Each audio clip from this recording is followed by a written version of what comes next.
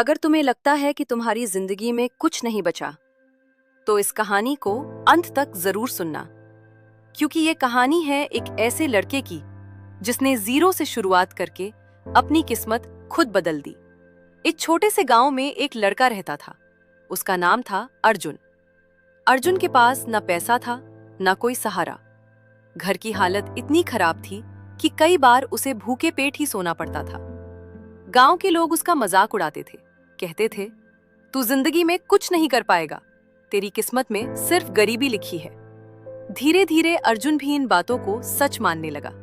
एक दिन उसने अपनी माँ को चुपके से रोते हुए देखा। उस पल कुछ बदल गया।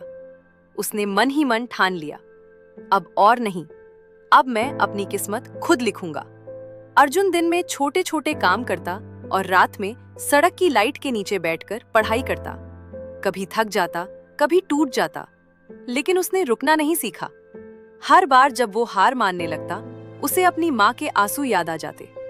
1 साल की मेहनत के बाद उसने परीक्षा दी, लेकिन वो फेल हो गया। उस दिन अर्जुन पूरी तरह टूट गया।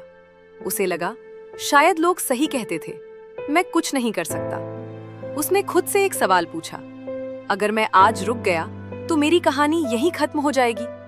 क्या मैं ऐसा चाहता हूँ? जवाब था नहीं। उसने फिर से शुरुआत की, इस बार और ज्यादा मेहनत और विश्वास के साथ। 1 साल बाद वही अर्जुन जिसका सब मजाक उड़ाते थे, उसने परीक्षा में टॉप कर लिया। पूरा गांव हैरान था।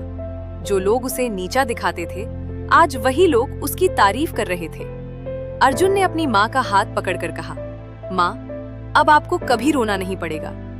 माँ की आंखों में आंसू थे, लेकिन इस बार खुशी के आंसू।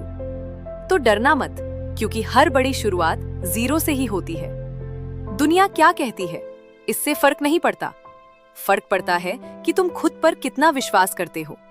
याद रखो, सफलता उन्हीं को मिलती है जो हार मानकर बैठते नहीं, बल्कि फिर से खड़े हो जाते हैं। अगर तुम्हें लगता है कि तुम नहीं कर सकते, तो अर्जुन की ये कहानी याद रखना, क्योंकि जीरो से हीरो बनना बिल्कुल मुमकिन है।